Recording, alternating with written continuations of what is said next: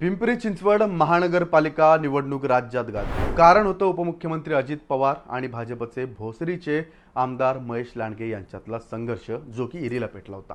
लांडगे यांना अजित पवारांनी सर्व बाजूने घेरलं होतं। भ्रष्टाचाराचे आरोप करत थेट भंगारवाला म्हणत महेश लांडगेंना जिव्हारी लागणारी भाषा अजित पवारांनी वापरली होती।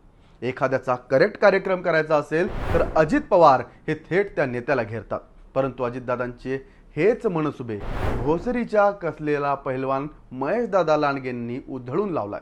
दादा विरुद्ध दादाची लढत महेश लांडगे यांनी सहज कशी जिंकली हेच आपण आजच्या या व्हिडिओत पाहणार आहोत। नमस्कार, मी अभिषेक गावंडे आणि तुम्ही पाहताय लेट्स अप मराठी।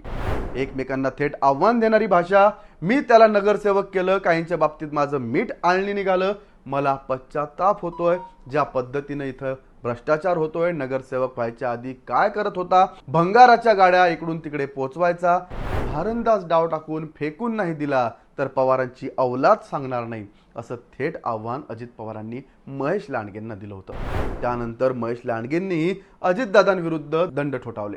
तो आमचा कार्यक्रम करणार म्हणतो, मग आम्ही काय बांगड्या घातल्यात का, आमच्या नादी लागू नको, अशी एकेरी भाषा लांडगेंनी अजित पवारांसाठी वापरली। तर आता डोक्यात गदा घालण्याची वेळ आली आहे, हेच महाराष्ट्राचे आका आहेत, अशी थेट टीका लांडगेंनी केली होती। पण प्रत्यक्षात निवडणुकीत अजितदादा चितपट झाले। दोघांनी एकमेकांना थेट चॅलेंज दिलं, ललकारलं। त्यानं पिंपरी चिंचवड महानगरपालिकेसाठी घमासान होईल, टफ फाईट होईल असं मात्र पहिल्यांदा वाटत होतं, परंतु प्रत्यक्षात मतमोजणीमध्ये पिंपरी चिंचवडकरांनी साथ दिली ती भाजपला। पिंपरी चिंचवड मधल्या 128 जागांपैकी भाजपनं सर्वाधिक अर्थात 84 जागा जिंकत पुन्हा सत्ता काबीज केली आहे। राज्यातील एखादी तरी महानगरपालिकेवर आपलं पूर्ण बहुमत असावं, राहावं असं वाटणाऱ्या अजितदादांच्या राष्ट्रवादीला केवळ इथं 37 जागा जिंकता आल्या। ज्या भोसरी विधानसभा मतदारसंघात 11 प्रभागातून 44 नगरसेवक निवडून येतात, त्यावर अजितदादांचा डोळा होता, परंतु महेश लांडगेंनी अजितदादांना डाव साधू दिला नाही। राजकीय मैदानातील कुस्तीत महेश लांडगेंनी अजितदादांवर भारंदाज डाव टाकून त्यांना चितपट केलं। महेश लांडगे यांनी भोसरी भागात आपलं वर्चस्व राहावं म्हणून निवडणुकीची तयारी खूप आधीच केली होती। तगडे उमेदवार तर दिलेच, स्थानिक विरोधकही कमी केले। ठाकरे गटात गेलेले रवी लांडगे पुन्हा भाजपात आणले, ते बिनविरोध नगरसेवकही बनवले। त्याचा फायदा महेश लांडगेंना झाला। महेश लांडगे हे आक्रमक राहून ही निवडणूक लढलेत। अजितदादांनी लांडगेंवर थेट हल्ला केला, पण स्थानिक राष्ट्रवादीचे नेते मात्र लांडगेंवर शांत राहिले। अजित गव्हाणे, माजी आमदार विलास लांडे, शहराध्यक्ष आणि माजी महापौर राहिलेले योगेश बहल यांनी लांडगेंविरुद्ध थेट आक्रमक पवित्रा घेतला नसल्याचं स्थानिक पत्रकारांनीही सांगितलंय।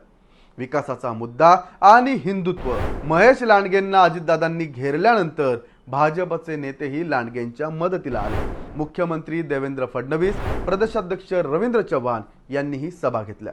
त्यांनी अजितदादांवर टीका केली, पण त्यांना मतदारांना विकासाचा मुद्दाही पटवून देता आला।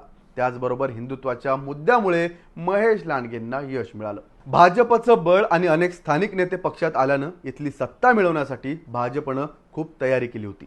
विरोधी पक्षातले नेतेही फोडून आपल्या पक्षात आणले। जो विजयी होईल त्यालाच उमेदवारी, या इलेक्टिव्ह मेरिटमुळे भाजपला यश मिळवता आलं। भोसरीमध्ये महेश लांडगे अजित पवारांवर थेट वार करत तुटून पडले, पण दुसरीकडे भाजपनं आमदार शंकर जगताप यांच्याकडे काही सूत्र दिली होती। या सर्व बाजूंमुळे भाजपनं अजितदादांना पिंपरी चिंचवड महापालिकेत एंट्री करूच दिली नाही। स्वाभिमानी पिंपरी चिंचवडकरांनी भारतीय जनता पार्टीच्या पाठीशी बहुमतानं साथ दिली आहे। विरोधकांच्या बिनबुडाच्या आरोपांना हा कौल चपराक देणारा ठरलाय, असं महेश लांडगेंनी विजयानंतर आपलं मत व्यक्त करताना म्हटलंय। लांडगेंना थेट घेरूनही फायदा झाला नाही, याची सल अजितदादांच्या मनात राहणार, एवढं मात्र नक्की। तुम्हाला हा व्हिडिओ कसा वाटला कमेंट करून नक्की सांगा। पाहत राहा लेट्स अप मराठी।